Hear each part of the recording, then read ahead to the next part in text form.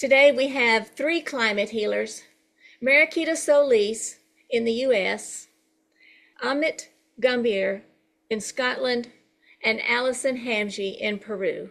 And they will present We Love the Vegan Land Movement. Welcome, Mariquita, Amit, and Alison.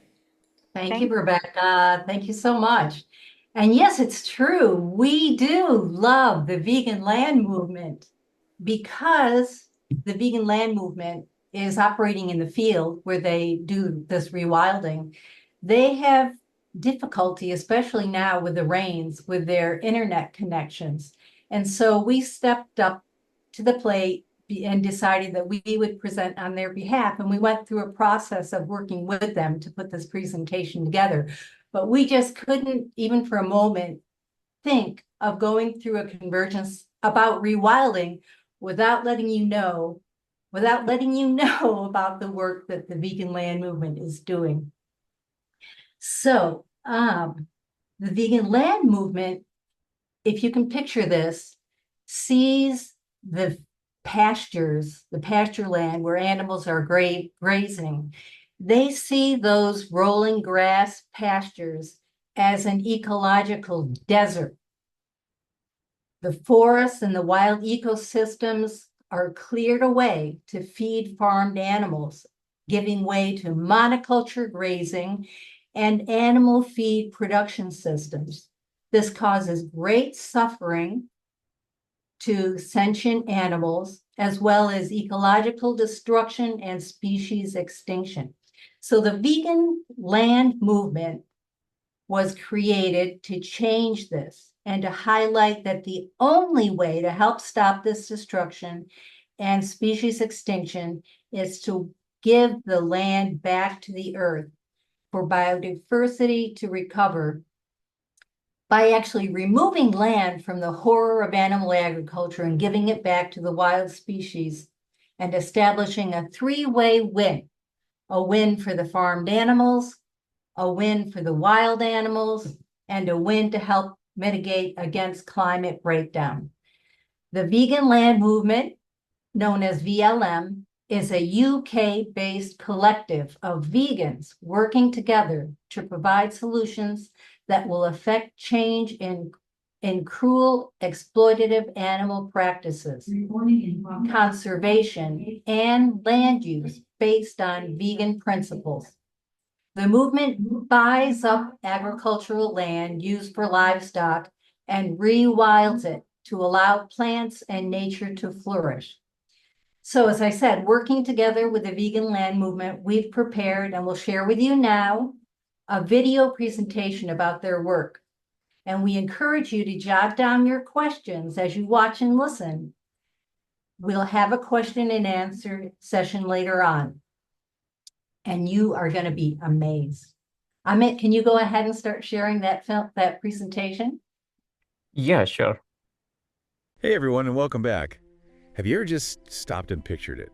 Like really pictured a world where all that land ravaged by animal agriculture is like transformed back into these, thriving ecosystems. It's pretty wild, right? Well, that's exactly what the vegan land movement is making happen. Yeah, it's truly inspiring work and something we need to be talking more about. They're out there buying land used for animal agriculture and just giving it back to the earth. I love it. So in this deep dive, we're going to explore how they're pulling this off, some of their incredible achievements, and why this is the rewilding movement for those of us who care about animals. I mean, absolutely. It's not just about protecting, cute animals, right? Right. This is about addressing a root cause of so many interconnected issues. Habitat loss, species, extinction. All right, so are you ready to dive deep? We're looking at a movement that's really making waves, the vegan land movement. And to really get into it, we've got interviews, articles, Even some... social media, Yeah, social media posts. their constitution. We're going to see how they actually work and the origin story. What impressed me What's that? It's the results, the actual impact they're having. Yeah. Their species count from last year, 2024, showed this incredible increase in biodiversity on their land. Like, they recorded 121 plant species and 145 animal species. Oh. We're talking badgers, foxes, deer, all sorts of birds, insects. It's like proof that nature can recover, and fast, if we just give it a chance. Yeah. Those species counts are really encouraging. And, you know, it's not just like casual observations. They do these like systematic surveys using proper ecological methods. Okay. So they can actually track changes over time, you know, like really show how well their rewilding efforts are working. Plus, planting trees is not just about how it looks. It's like crucial for carbon sequestration, Right. soil health, creating habitats. It's all connected. Yeah. And what I find really cool is their long-term plan. It goes beyond rewilding. Oh, yeah? They want to do veganic farming, too. Oh, that's right. Veganic farming. Yeah. So it's like they're saying, look, we can produce food sustainably and compassionately. Exactly. It fits perfectly with their whole mission, you know, creating a world without animal exploitation. And that brings us to Gina Bates. The founder. Yeah, the founder of VLM. She's not just like passionate about this stuff. She's a pioneer. I mean, she runs... The first vegan plant protein croft in Scotland. It's groundbreaking stuff. And that experience with Highland Veganics, it gives VLM this unique perspective.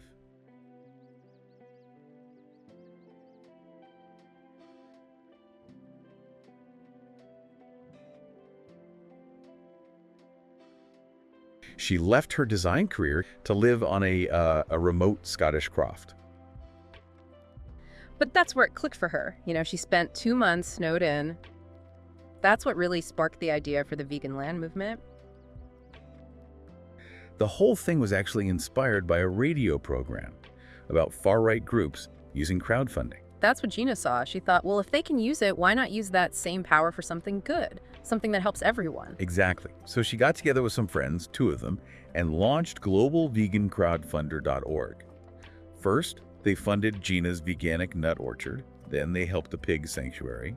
And from there, the vegan land movement was born. So they're a community interest company, a CIC. And they've got this asset lock, which is like legally binding, right? So no one can profit from this land, ever. It's pretty incredible when you think about it. The asset lock basically guarantees that the land is truly held in trust for nature. I mean, the beneficiaries are the earth and everyone on it, not, you know, some company or someone trying to make a buck. That's where their constitution comes in. They rely heavily on like ecological experts, making sure they're making the best choices for the long term. They've got a whole network of ecologists and conservationists they work with. So it's more than just buying land and walking away. There's actual science and strategy behind it all. Exactly. And it shows how committed they are to working with nature, not against it. Remove this land from one of the most destructive systems there is and planting a forest. So this field behind me was destined to be used for dairy farming. But it was bought up by a group called the Vegan Land Movement, which crowdfunds to buy up land previously used for animal farming, which it then rewilds. Our sort of catchphrase is a vegan world, acre by acre is what we're trying to create. And it is trying to give back to nature forever. So creating the vegan land movement to actually remove land from the system, the animal agriculture system, and plant trees. It's the best tree planting for me. We need a movement that actually creates the alternative to land use.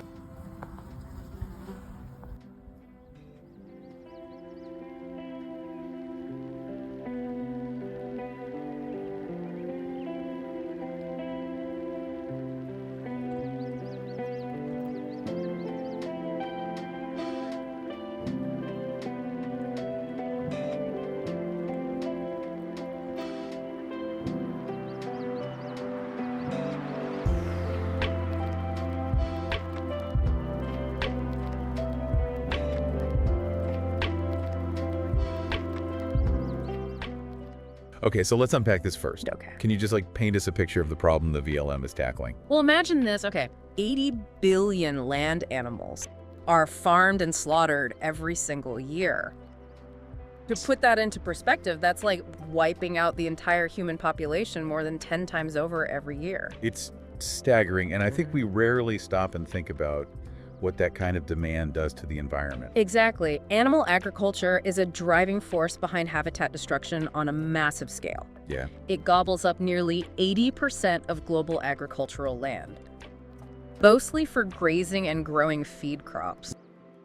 To make it a little bit more visual, think of it this way. The land used for livestock globally is equivalent to the size of both North and South America combined.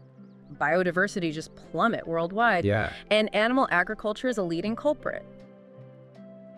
Where does VLM fit into all of this? That's where the hope comes in. Okay. VLM is directly challenging this system by purchasing land used for animal agriculture and ensuring that it is never exploited again. It's so proactive. Instead of just protesting, they're creating tangible solutions. Right. And their approach is multifaceted. They call it compassionate rewilding. I love that. And it's about allowing the land to regenerate, naturally creating safe havens for wildlife. But it's not as simple as just like buying any old piece of land, right? Right. There's a strategy involved. Absolutely. They carefully identify plots that were previously used for animal agriculture, Okay. ensuring that their actions directly counteract the industry's impact. So smart. So how do they manage to buy these properties? I imagine it takes serious funding. They've learned if they start shouting about their fundraising too early, it tips off, well, competitors, right? Drives up the prices too at those auctions. Exactly. So they've gotten good at keeping things quiet. Under wraps. Until the last minute. Exactly. Like they used to be really open. Off their targets, yeah. Even had specific fundraising pages for each plot. Right. But Backfired. it did. It was like they were sending out invitations to, well, often people in animal agriculture. To come bid against them. Yeah, exactly. So now, Generic fundraising pages. until it's a done deal. Makes sense. Right. Definitely. And it seems to be working. I mean, they've already secured 7 plots, Wait. and all through crowdfunding, they've really tapped into the power of collective action. VLM relies heavily on crowdfunding, proving that even small contributions can achieve incredible things when we work together. I love that it makes you feel like anybody can be a part of this. Exactly, and they've been incredibly successful with it. They actually secured their very first plot, a 3.5-acre parcel of land in Somerset, Wow. through this very method. That must have been a huge victory, like their first piece of land saved from the clutches of animal agriculture. It was a symbolic win, for sure. Yeah. And it really paved the way for even bigger achievements. Amazing. This is the land where we blocked a chicken unit from being built, buyout number 3, and we planted a little orchard here, community orchard here, in its place. Sort of roughly 3/4 of this land is rewilding, and all the trees are really growing well. It's been so lovely to see them. There's not one that's not growing. And in the distance there we have plums, and there's several plums on each of the plum trees. And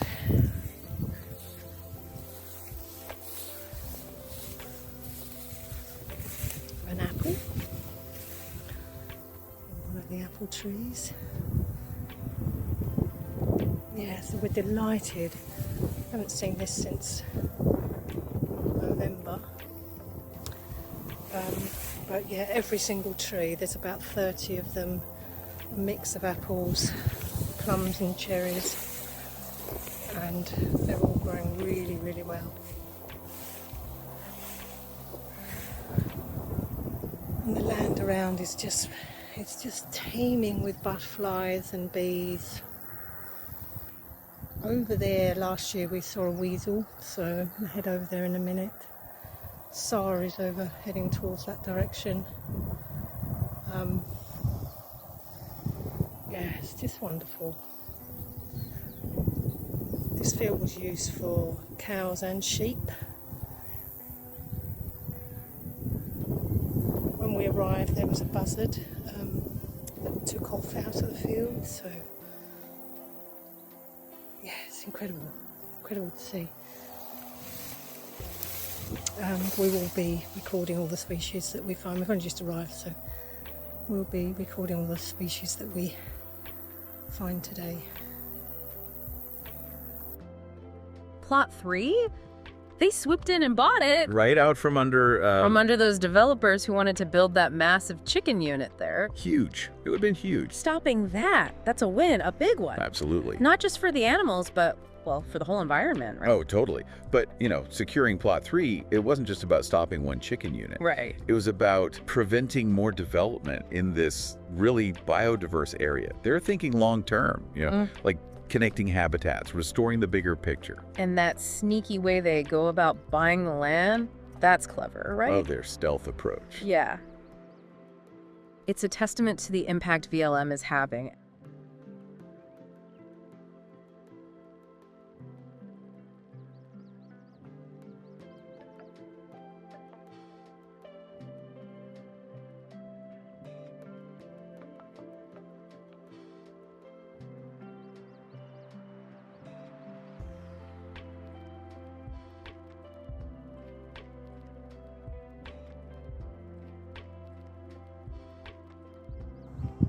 We have completed the second planting of native saplings on Dairyland Buyout 4.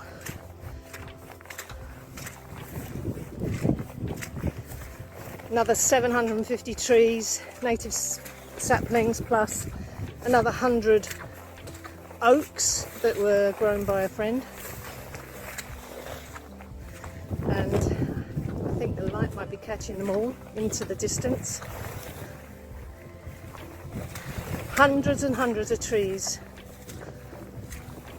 We've dedicated this area of land to somebody called Herman Kastner. He was used to be on Twitter. Unfortunately, he's no longer with us. He was very passionate about the land, and he donated to this plot. He actually helped us secure this plot and remove it from dairy farming. So it feels really emotional to have completed this plantation of native trees to help save species in the name of Herman. So this is called Herman's Woodland, and it will always be known as Herman's Woodland, and I know that he would be really, really happy and proud to see all these baby trees that have been planted. All the guards and mats, everything is biodegradable. We don't have to do anything. We will be coming back and monitoring species, but this is the result of community in action. Thank you to everybody who donated to remove this area of land from dairy farming. You're amazing. Their wins with plots 6 and 7 secured a combined 15 acres, Wow. providing sanctuary for a whole range of wildlife, including badger sets that were previously targeted by culls. That's amazing. It's like they're creating these little pockets of resistance against this, destructive industry. And it's not just about buying the land either. Right. They're actively blocking shooting rights on all their properties, Sure. ensuring no further culls happen on their watch. So they're going the extra mile to create genuine sanctuaries where animals can flourish. Yeah. That's incredible. And did you see how fast they raised the money for that purchase? Less than a week? And how urgent people feel about this, right? Definitely. It seems like people are finally making the connection between animal ag and all the problems. Yeah, exactly. That speed of fundraising, it's really something. It shows the power of online communities. Right. But it's not just about the money. It's about the message, right? Yeah. Each donation, it's like a vote. For a different future. Yeah, a future where, compassion for animals and respect for the environment, they actually matter. But here's what's really remarkable. Yeah. These pockets of rewilding are showing incredible results, even in such a short period. It's true. Tell me more. What kind of transformations are we talking about? Well, their species counts are simply astounding things. Vibrant ecosystems, just teeming with life-breeding mammals and birds, a diversity of insects, even adders, which indicate a healthy reptile population. So it's really working. They're proving that if we just give nature a chance, it can bounce back with incredible resilience. Absolutely. In some cases, they've observed plots advancing through 2 stages of ecological recovery in just 2 years. That's amazing. It's like hitting fast forward on the healing process. I bet it's amazing to witness firsthand. It is truly inspiring, and it speaks to the power of this approach. Yeah. But it's not all about passively letting nature take over. They're actively involved in other initiatives as well. Like what? Well, for example, in 2024 alone, they planted over 1,230 native trees with the help of volunteers. Amazing. I can visualize it in my mind. I can visualize what we're planting because of all the different species, and they're all native species to this area that have been wiped out. It feels like we're restoring it. They're also creating community orchards on some plots, showcasing the potential for sustainable, compassionate land use that benefits both humans and non-human animals. It's so holistic. It's not just about saving animals. It's about rethinking our entire relationship with the natural world. Exactly. And that's what makes VLM so exciting. They're offering a blueprint for a different kind of future. A future where humans and nature can coexist in harmony. Precisely, but it all starts with understanding the problem and taking action, and that's where the story of VLM's founder Gina Bates becomes so important. She had this vision of vegans uniting to buy back land and create a different future. Yeah. And it's resonating with people worldwide. It's giving me chills just thinking about it. Yeah. What I find fascinating is how VLM embraces this idea of letting nature take the lead. You know? Yeah. It's like they're stepping back and saying, okay, nature, best. Show us what you can do. It's a powerful concept, isn't it? It is. This hands-off approach. Yeah. But I imagine some people might wonder, how do they ensure that things stay on track? What about potential challenges like invasive species? Right. That's a great point. While they embrace rewilding, it's not a complete absence of management. Okay. They monitor the land, visiting several times a year to observe the progress and make informed decisions. So they're not just buying the land and forgetting about it.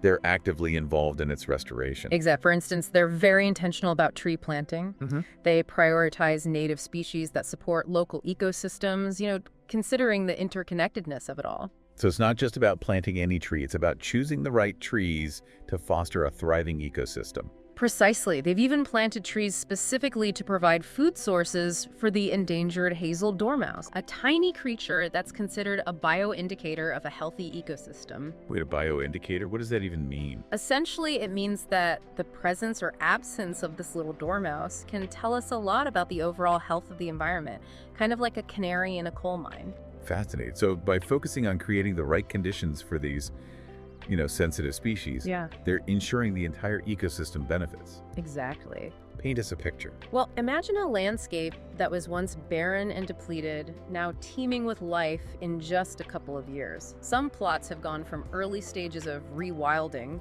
dominated by insects and butterflies, to a stage where breeding mammals and birds have made it their home. That's incredible. It's like watching a barren desert transform into this lush oasis. That's a great analogy. Yeah. And it's not just what we see above ground. Right. They're planning to conduct soil analysis to understand the impact on the underground ecosystem as well. I bet it's teeming with life down there, just as the land above is bursting with biodiversity. It's a testament to nature's incredible ability to heal and regenerate when given the opportunity. It makes you wonder what would happen if we scaled this up. What if this movement spread across the globe? It's a tantalizing thought, isn't it? Imagine vast stretches of land returned to their wild state, creating a tapestry of interconnected ecosystems bursting with life. It's a beautiful vision. Is that something that VLM is actively working towards? Absolutely. They see this as a key solution to tackling both the climate and extinction crises, two of the most pressing challenges facing our planet. They believe that by replicating their model in different parts of the world, we can create a genuine shift towards a more sustainable and compassionate future. So they're not just content with rewilding a few plots here and there. They have a much grander vision. Exactly. And they're not just sitting around waiting for it to happen. They're actively encouraging others to take action, to get involved, not just by donating, but by starting similar initiatives in their own communities. It's a powerful call to action, reminding us that we all have a role to play in shaping the future we want. It's about recognizing that we're not powerless in the face of these monumental challenges. Right. We can make a difference 1 acre at a time. And VLM is showing us the way they've proven that it's possible to reclaim land from animal agriculture and give it back to nature. And they've demonstrated that collective action can create tangible, lasting results. Their achievements are truly inspiring, but I imagine there are still significant challenges ahead. The scale of animal agriculture is vast. Absolutely. There's still so much work to be done. Yeah. Which is why it's so important to support organizations like VLM to amplify their message Right. and help them expand their reach. Because every acre saved represents a victory for animals, for the planet, and for future generations. And it's a step closer to realizing that vision of a world where humans and nature can coexist in harmony. Okay, so we know there are other rewilding organizations out there. What makes the vegan perspective so important? I mean, isn't rewilding a good thing no matter what you eat? That's a great question, and it really gets to what makes the vegan land movement different. It's about protecting all life, not just certain species. That's where the vegan part comes in. So are they saying that other rewilding projects might be missing something by not thinking about the impact on all creatures? Yeah, exactly.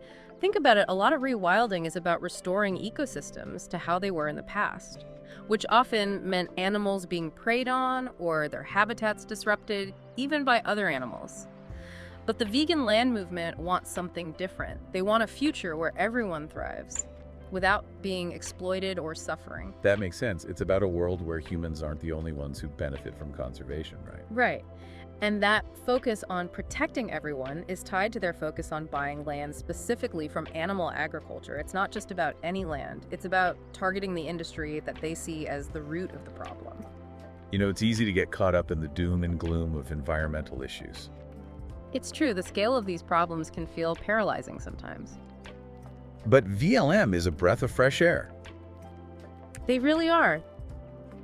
and they're not afraid to take a bold stance. Right. While other rewilding efforts might incorporate regenerative grazing, the VLM draws a clear line. It's a purely vegan perspective, Yes. ensuring that the land they acquire is truly a sanctuary for every being. It's about disrupting that cycle of exploitation at its core, no compromises. It's almost radical, isn't it? It is. In a world where animal agriculture is so deeply entrenched. It is radical, but in the best way possible. I agree. It's a necessary disruption. VLM understands that we can't solve the problems created by animal agriculture by simply tweaking the system. We need a fundamental shift in our mindset. Exactly, a shift in how we view our relationship with the land and all its inhabitants. And VLM is walking the walk, showing the world that a different way of living is possible. And what's even more exciting is that their model is scalable. Imagine VLM chapters popping up all over the world. Imagine it, each one reclaiming land, creating havens for wildlife, pushing back against this tide of destruction. It sends shivers down my spine just thinking about it. A global network of compassionate rewilding projects working together to restore balance to our planet. And it's not just a dream, it's already starting to happen.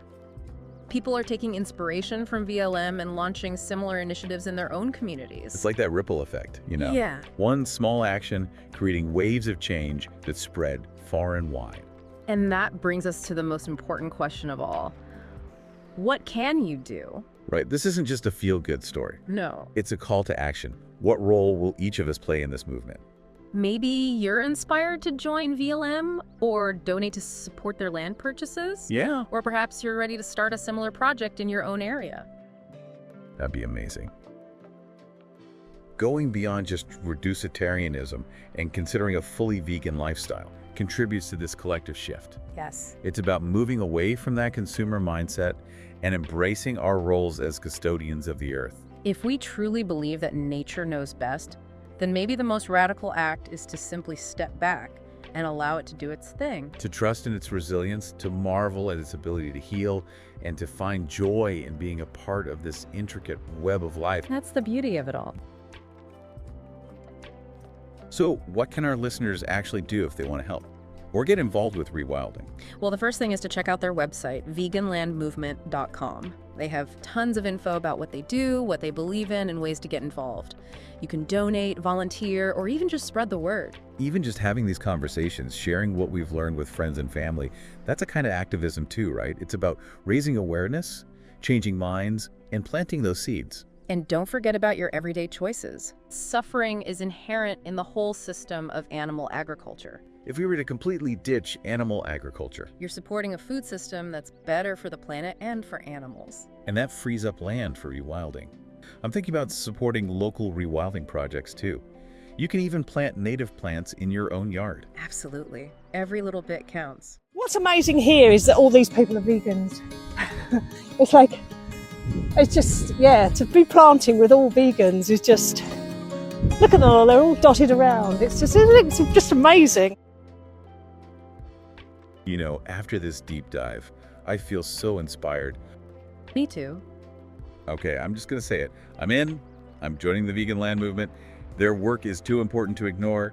I want to be a part of it. I'm right there with you. I can already see a future where huge areas of land are wild again, where there's so much biodiversity and everyone can thrive. It's a beautiful vision, and we can all help make it real.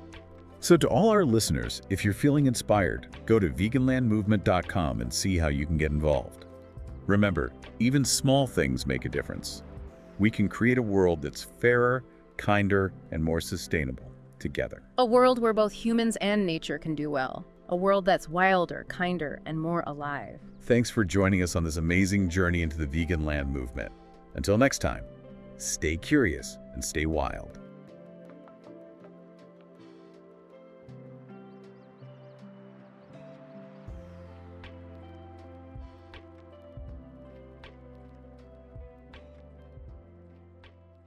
Well, that was wonderful. I feel very inspired. And Amit, you did such an amazing job creating that. I mean, that was incredible. So, and Alison, I mean, what a great team to be on. Very, very supportive. I mean, beautiful.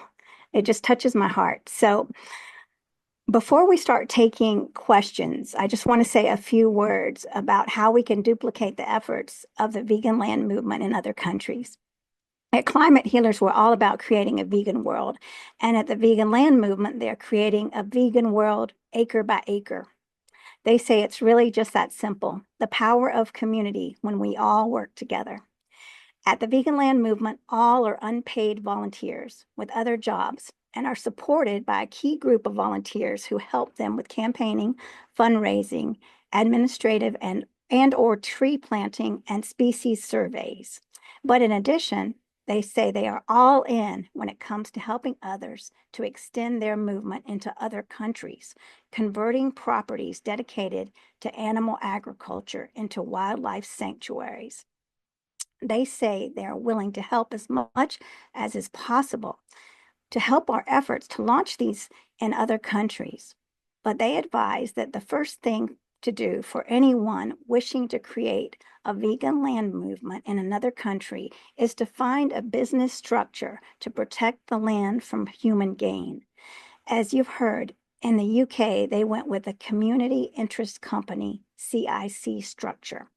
Other necessary components are an engaged vegan community and good social media engagement, as well as ensuring that land prices should not be excessive or prohibited. Amit, would you say a word about the CIC structure behind the vegan land movement, please? Yeah, in the UK, we have got this community interest company, which has a feature called asset lock. And for vegan land movement, they chose to be a community interest company because the asset here is the land, and they also have a constitution. So CIC is not a charity; it's a different type of company altogether. And what happens here is when they put the land as an asset, nobody can benefit from it, and only the community can. And as per their constitution, they have put the community as the animals, the wildlife. So no humans, no person can do a business out of it and get a profit out of it. So the land will always be used for rewilding purposes only. And the bigger picture is that we all will benefit from the long term, from the creation of these wildlife heavens. So the biodiversity and the wild species can recover over here. Mariquita, did you want to share something else before we went to questions? Okay. Yes, I wanted to share just in their own words. We asked them why the vegan land movement was set up. And this is what they said. And we kind of covered it, but I think we could hear it many times kind of to get it in. It's so important. There's so much going on here. So they said the short answer to why the vegan land movement was set up is because the land used to farm sentient animals causes great suffering, which we all know, as well as ecological destruction and species extinction. So much land is used to rear farm animals for their flesh and milk. To do this, forest and wild ecosystems were cleared, resulting in monoculture grazing systems and monoculture grain production systems to supplement the feed for these farmed animals. What we see as rolling grass pasture is actually an ecological desert. It's no secret that the Earth is facing the sixth mass extinction, and that here in the UK, we have lost 50% of our biodiversity. Countless species are predicted to be lost in the decades to follow, unless we act fast to reverse this damage. Wild animals and their plight are less often seen as the victims of the animal agriculture system compared with the farmed animals themselves. And the vegan land movement, CIC, was created, which Amit just discussed, was created to change this and to highlight that the only way to help stop the only way to help stop their extinction is to give the land back to the earth for the biodiversity to recover. So in essence, the removal of the land from the horror of animal agriculture and giving it back to wild species is a three-way win. A win for the farmed animals, which we just said, a win for the wild animals, and a win to help mitigate against climate breakdown. So I would love to hear questions if you have any, because we would love to, we want to see this happening in other countries. If anyone has questions or comments. Wow, that was beautiful. I'm going to ask people to raise their hands. Yeah, I think questions, but also if people want to discuss how to get started with this in the US and any other country, we would love to raise that subject. Well, I tell you what, I'm sure it went through other people's minds like it did mine. I thought, well, gosh, is that my mission? I feel like I have a mission with veganism, and I'm doing the conference, but we do need to move in big ways. They went into quite a bit of effort to figure out which legal structure is the best one. That's right. So that is key. But beyond that, yes, you need to have a strong vegan community to support the efforts. And then you need to also find land that's economically purchasable.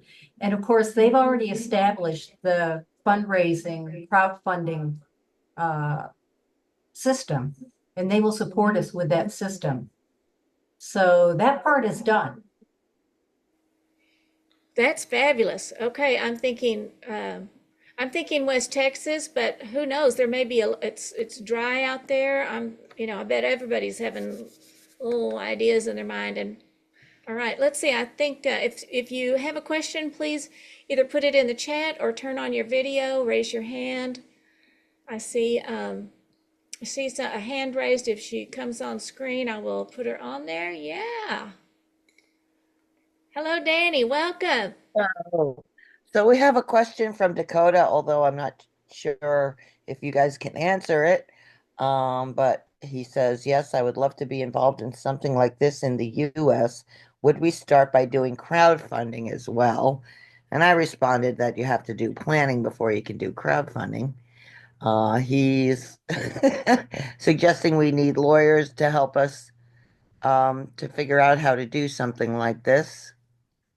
And then Donna Preston's comment was Central Valley, California is dust and no trees from former grazing. Right. The business structure that protects the land from being exploited by human gain is the main thing, is to get the legal systems set up. And then the vegan land movement will help. If you're interested in doing this, they're willing to help. They don't know about the legal systems in other countries, but they are willing to work together.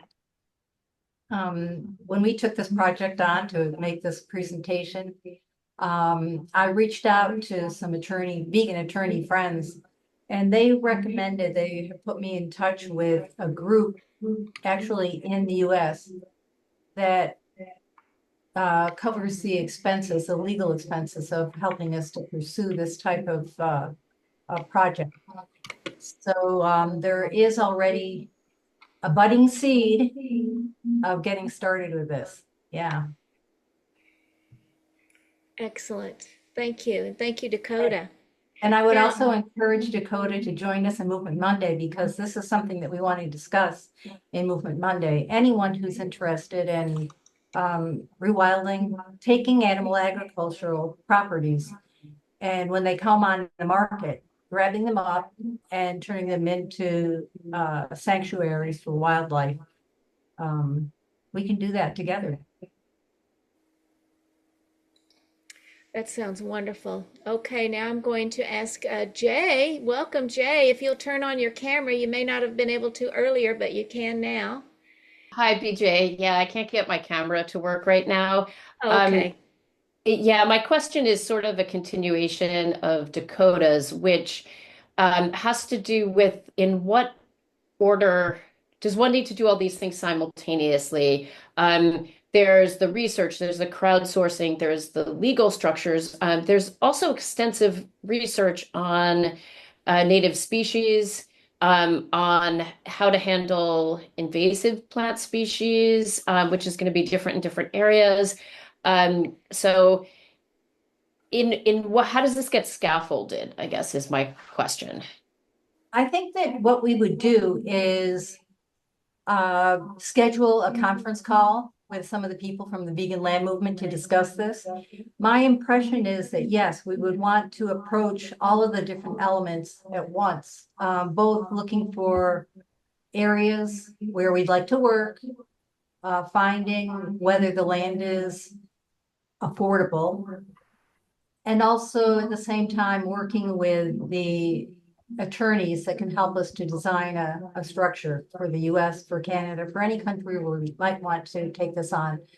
But along the way, I think we need to schedule some conference calls with the vegan land movement so that we can discuss our progress and our thoughts and how we want to proceed. And Jay, if you want to take this on with us, that would be awesome. I think maybe some of our other speakers that were on yesterday could be approached to join the effort. Great, great. I wonder if there is somebody here from the vegan land movement, and if you heard anything about it. I saw the trees separated, the apples, the plums, the berries. I thought that was so wonderful. I thought it's kind of a food forest. And I wondered if they had heard of the Milwaukee method of planting trees really close in. And I see that Ken has his hand raised. So would you like me to go to him, or would you like to comment on that first before we go to Ken? Well, I'm not sure about the Milwaukee. I'm not really sure about that. And Yeah. I'd love to ask Amit and Alison if they have some comments. I've never Okay, heard of the Milwaukee method, yeah. I've heard about the Miyawaki method, but this is not what they are doing. In fact, they are allowing nature to take control in the sense they are really bringing in the wild, restoring the wild species that they were there before.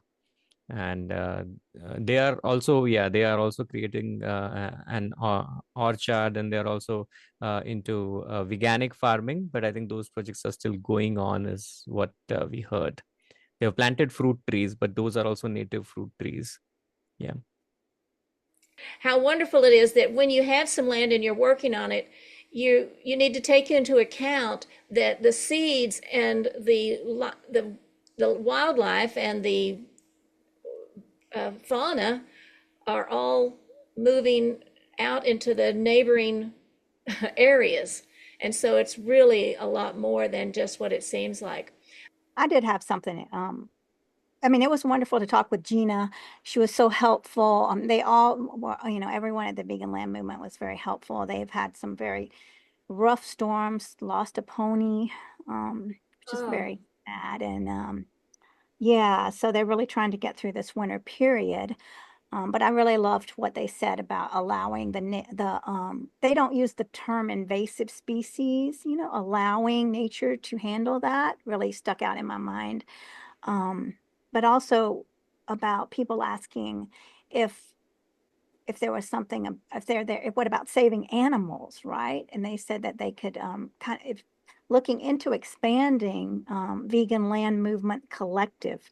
So that would be working with organizations like PETA or Animal Aid to come together and set up like a sanctuary charity, right? And then that could create more other initiatives like education, organic gardening, and that would be just expanding out, right? So there's a lot of possibilities here, and it's very exciting. I mean, and how they've done it with just basically 3 people, and that just shows the power. I mean, recently someone just told me, well, I'm only one person, I don't make a difference.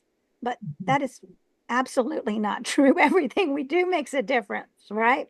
The power of 3 people is incredible. And when we really, I mean, when we believe we can make it happen, and that's and what they, another thing that they're talking about is they're not protesting, they're taking action, they're setting up a system that that speaks for itself. And so it's a different course. It's beautiful.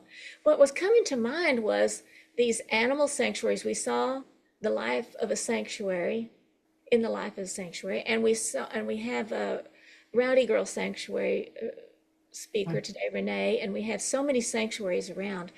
Wouldn't it be lovely to have the land around them, wilded? And so maybe there's some way to do that too. I'm not sure, but it seems to me like that would be lovely if that could work out. Okay. And one thing which I noticed in the question and answer that Mariquita has, we asked, how come are these lands coming for buyout, right? And they said the dairy businesses are not doing good. They're not making profit, right? And that's how these are coming back for buyout. And we just did a Google search for dairy land buyout. And in the UK itself, we've found so many such projects, 250 acre, 500 acre of dairy farm, and with equipment, without equipment, with infrastructure, without infrastructure, and they are all available. They are all available. Now, They're all for sale. yes, they are for sale. And now the question is about how do we how do we gather those funds? And I think in one of the other podcasts, Gina has mentioned that if every vegan person, just comes out with 2.5 pounds per month, we could possibly buy every land that is available for, yeah. What is and 2.5 pounds? two, Is that about 2 pounds is less than I don't know. It's a few dollars? Still a few dollars, right? Yes. Couple of dollars, yeah.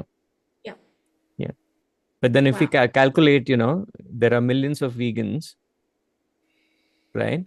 And every month, even if those million vegans just donate 2.5 pounds, that is 2.5 million pounds, and we can easily buy, because I saw the kind of funds that they are raising. They are raising for buyout number 8 right now, plot number 8, and I think that's somewhere about 40,000 if I'm not wrong.